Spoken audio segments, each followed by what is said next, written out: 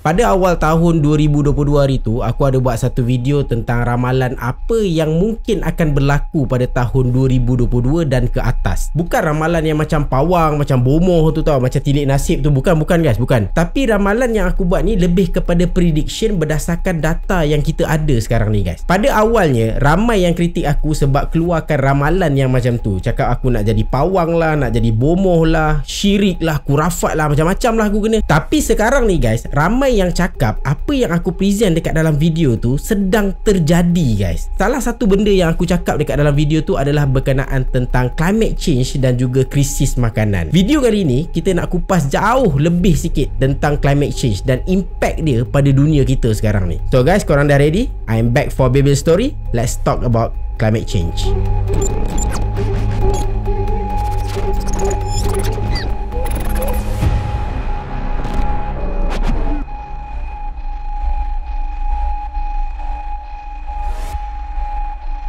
Pada tahun 1988, James Hansen, pengarah Institut Pengajian Angkasa Lepas di bawah NASA, memberikan keterangan dekat sidang Kongres Amerika Syarikat. Dia cakap macam ni tau. Dia percaya 99% bahawasanya akan terjadi satu insiden pemanasan global yang ada hubung kaitnya dengan perbuatan manusia. Maksudnya manusia lah yang akan menyebabkan pemanasan global. Pada tahun yang sama, para saintis ni buat satu persidangan tentang perubahan atmosfer dekat Toronto. Dan topik perbincangannya adalah macam mana kita nak mengelak daripada pemanasan global ni terus berlaku, dan akhirnya benda ni akan memberikan ancaman kepada kehidupan manusia. Lepas pada tu guys, bermacam-macam persidangan diadakan untuk menetapkan dasar bagi stop global warming ni. Tapi tak ada satu pun yang boleh selesaikan masalah besar ni guys. Kalau korang nak tahu, start dari abad ke-18 sampailah abad ke-19, suhu bumi kita ni makin meningkat disebabkan oleh Industrial Revolution.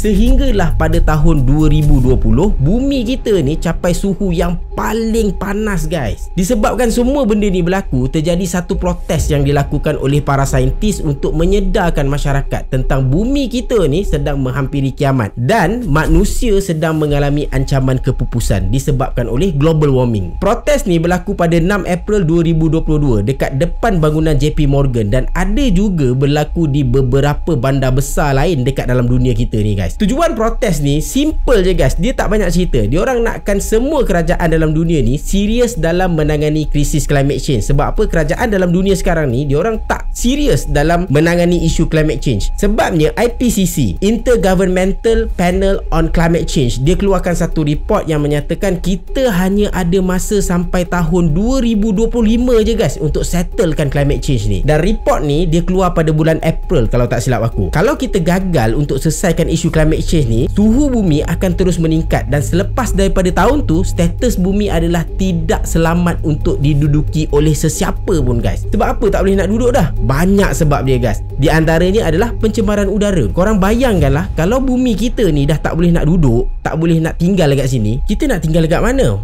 Kita nak pergi tinggal kat bulan ke? Ataupun nak ikut Elon Musk pergi dekat Marikh?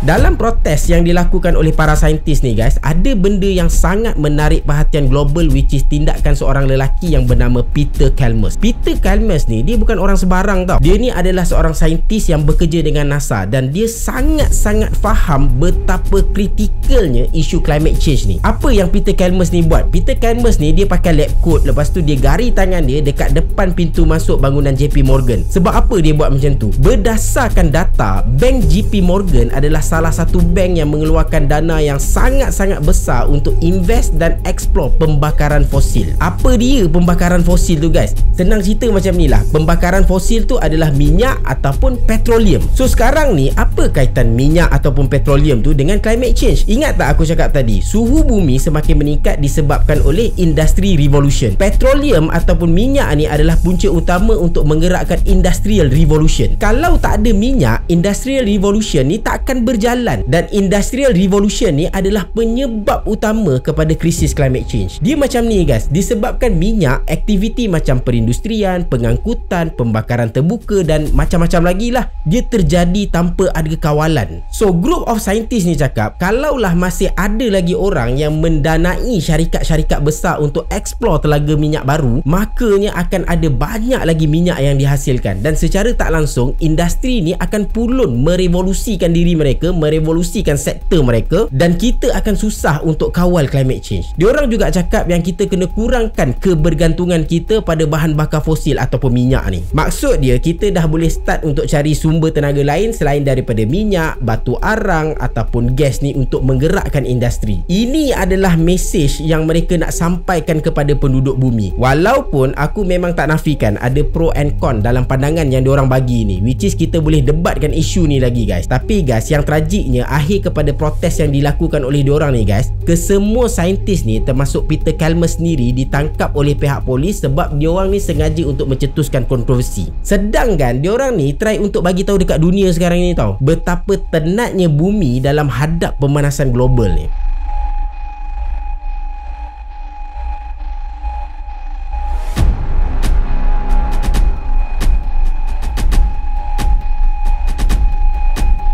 Benda ni dia tak habis dekat situ tau guys. Ada seorang perempuan ni, nama dia Miranda Willehan, seorang aktivis dalam menyuarakan isu climate change ni. Dia dipanggil untuk ditemubual dalam rancangan Good Morning Britain. So dekat situ dia cakap lah pasal climate change ni, dan nada dia sama macam mana saintis yang buat protes ni tadi. I would say that the answers are actually very simple. We need to stop new oil licensing, and that's what we're asking. I wonder if any of you have read the latest IPCC reports that have come out this year.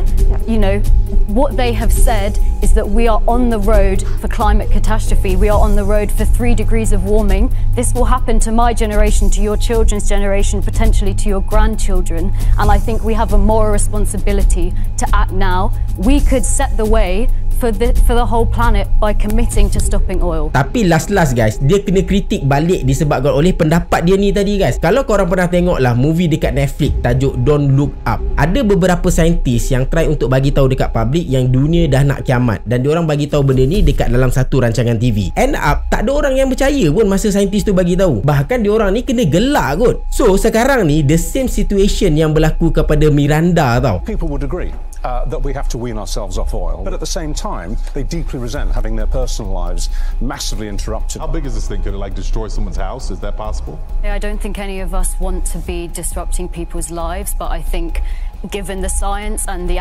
things that academics are saying about what oil is causing around the world and in this country too, this is the level of action that needs to be taken. It's somewhere between 6 and 9 kilometers across, so it's big. It would damage the entire planet, not just a house.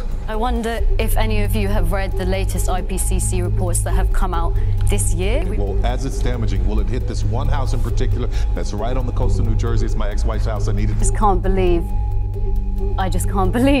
that that's what you're saying. The United Nations are telling us if we get to 1.7 degrees of warming, half of the population will be exposed to climate conditions that are unlivable. Disebabkan kejadian tu, orang ramai dah start cakap mungkin betul kot hayat bumi ni hanya tinggal 3 tahun je lagi. Dan benda ni diperkuatkan lagi dengan report IPCC tadi, which is kita just ada 3 tahun sahaja lagi untuk menyelesaikan masalah climate change. After 3 tahun, bukanlah bumi kita ni secara total hancur, lebur terus macam tu. Bukan guys, tapi bumi kita ni akan jadi lebih kritikal dek kerana krisis climate change. Dan akhirnya sampai satu tahap bumi kita ni dah tak layak dah untuk kita duduk tau.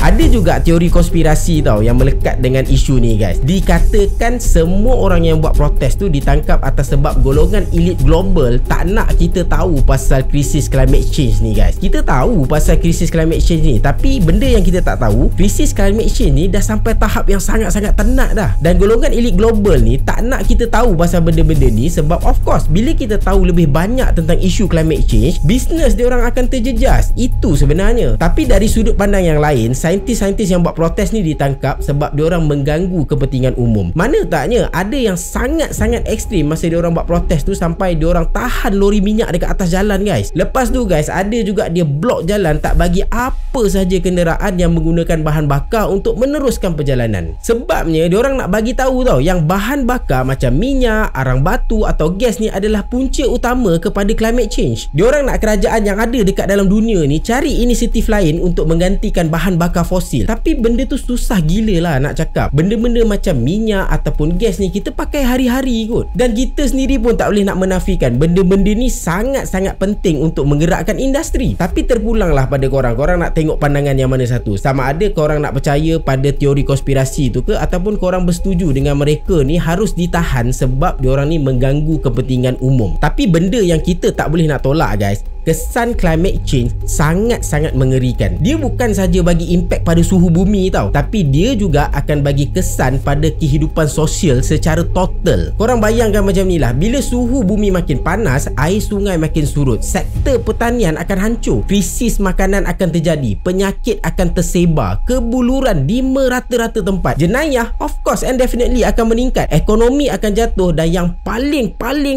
mengerikan, ais yang ada dekat kutub utara tu akan mencair dan menyebabkan paras air laut naik jadi lebih tinggi, dan akhirnya banyak daratan yang ada dekat atas muka bumi kita ni akan tenggelam. Bila daratan tinggal sikit, macam mana nak tampung manusia yang semakin ramai sekarang ni? Dah lah kita ada krisis overpopulation, manusia ramai tapi sumber tak cukup untuk tampung kita semua ni. That's why berlakunya peperangan, that's why berlakunya ketidakstabilan. Benda ni guys, kita semua tengah rasa sekarang ni. So guys, climate change bukan satu teori konspirasi, bukan satu agenda yang dilakukan oleh pihak-pihak tertentu, tapi climate change ni real guys, dan kita sekarang ni sedang menunggu bencana yang lebih besar berlaku disebabkan oleh pemanasan global.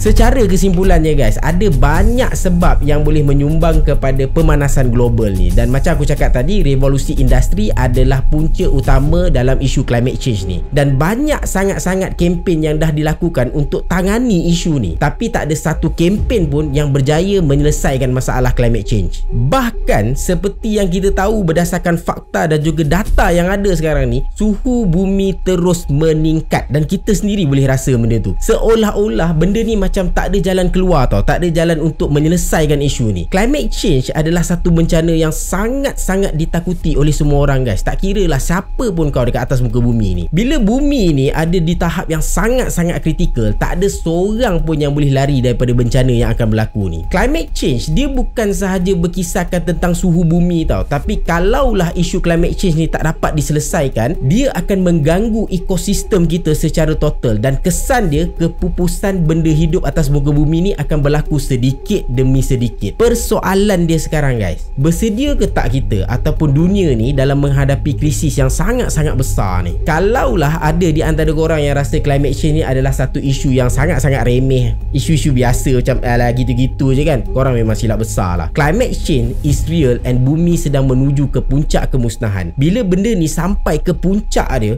kita akan menyaksikan satu keadaan yang kita tak pernah tengok pun sebelum ni, dan kita tak pernah bayangkan pun benda tu boleh jadi guys. It's about ego. As soon as the sun comes out, oh, it's eco festival time. Let's get on social media. I just can't believe that that's what you're saying. The United Nations are telling us if we get to 1.7 degrees of warming, half of the population will be exposed to climate conditions that are unlivable.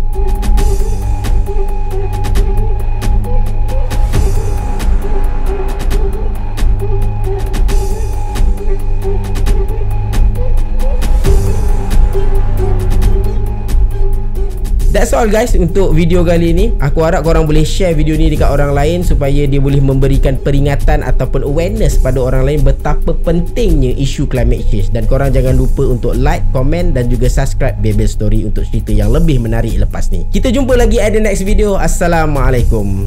Ciao.